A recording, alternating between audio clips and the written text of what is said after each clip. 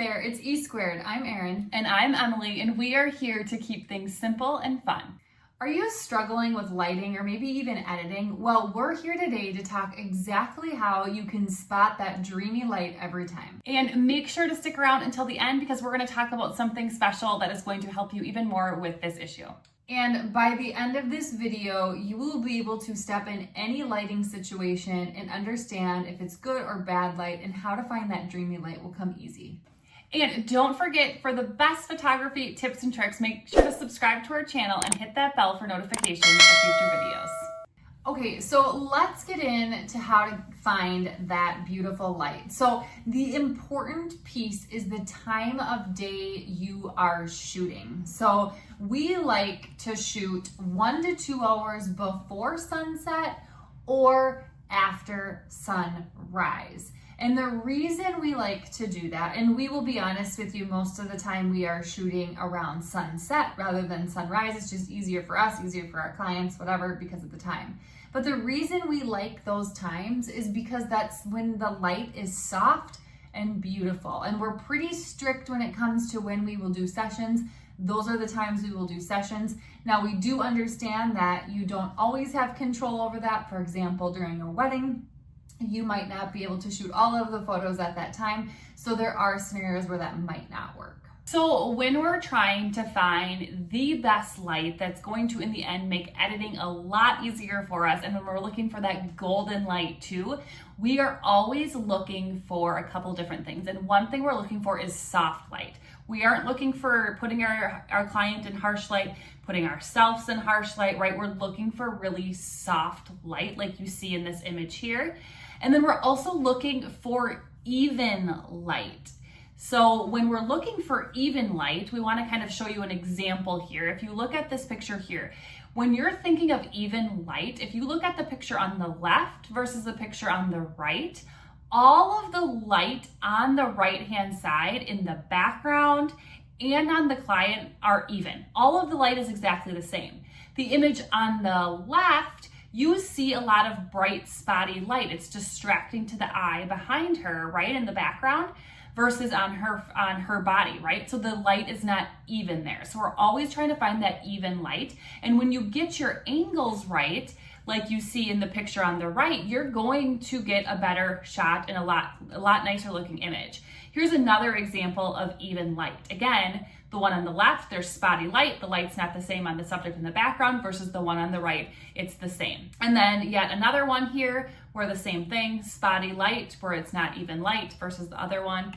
And then the last one here as well, you can see the same thing. The picture just looks a lot nicer in the end when you have that even light. Now, another tip when looking for that beautiful light is finding shade. And we love shade, but not just any shade. So when we're looking for shade, we are looking for what we call open shade. So if you look at this photo here, the client is in a shaded part on the sidewalk there.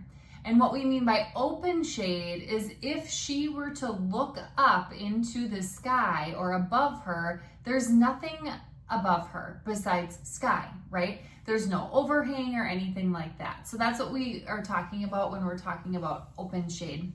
Here's a couple other examples where we have found shaded areas that are shaded by the buildings themselves, but if these clients both look above them, they aren't seeing any overhang or anything above them. Now, this particular example here, the girl on the tire swing isn't lit very well at all.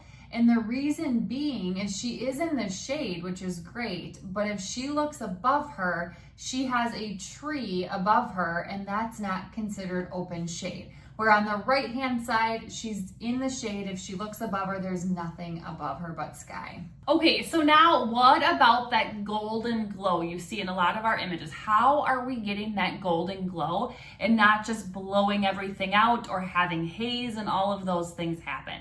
The biggest piece of advice we can tell you is to find filtered sun. So if you look at this image here of this senior guy, we found a spot where the sun is peeking through, but it's really, really filtered through those thick trees. We still get that golden glow, but it's filtered a lot. And then here's another example.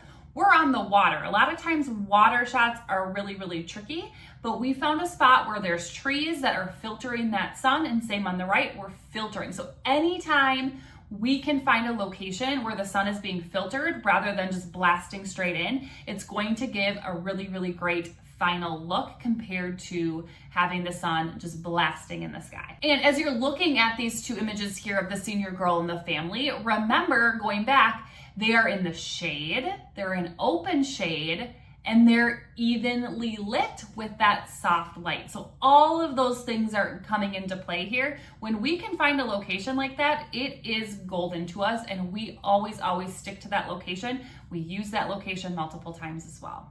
Now, we get asked this question a lot. So when you are shooting with that beautiful golden backlight, what about the blown out skies that you might get? And so if you look at these images here, the skies are all blown out. However, when it comes to shooting, we don't mind getting a blown out sky because we still think the focus here is on our client. And so we are okay with that. And we are okay sacrificing that blown out sky so we still see that golden look in the background and we have a really well lit client. However, we know that's not for everybody.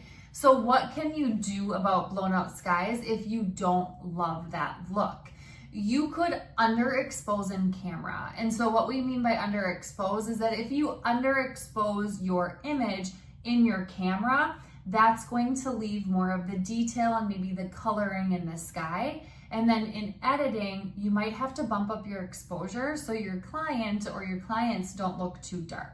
You could also shoot in RAW and just expose in general for the sky. And so when you're looking at your image, just set your exposure meter for the sky rather than something else. Your ISO you could set as low as possible because this can really help on those really bright days. We like to shoot at an ISO of 200, but you could even lower that down. And then another option to do with blown out skies is you could try a smaller aperture, or what we mean by that is a higher f-stop number, and that could also help you expose the skies a little bit more than the blown out look. And really, these are not things we necessarily do because we are not afraid to blow out the sky. We don't mind that look in our style. But if we did, probably the biggest thing we would do is we would really underexpose in camera to get that sky exposed the way we want it. Okay, so what we typically do when we're shooting in a situation where we're maybe going to be getting that blown out sky. So we always expose for the subject and not the sky. We're only worried about our subject because that's what we want to look the best of the best, right? So what we're gonna do is we're always gonna set our ISO. We typically set it to a 200, and then we're gonna set our aperture or our f-stop number depending on how many people we are shooting. So if we're shooting a senior girl, we'll set our ISO to 200, and then we'll set our f-stop to about a 2.2, 2.8, somewhere around there, right? And then maybe a little bit higher as we get more people into the picture. And then after that, we set our shutter speed, and that varies depending on finding the right exposure. But we're always making sure we're shooting our shutter speed at least at a 1/150 or higher. Okay, so another common question that we get is revolved around water. So what is your best advice with lighting when the client asks for a body of water behind them and there's no use of a shaded spot? So we will tell you right now that we try and location scout for beautiful water locations because this is something common that we get. We live in an area with lots of lakes and rivers and fresh body of water.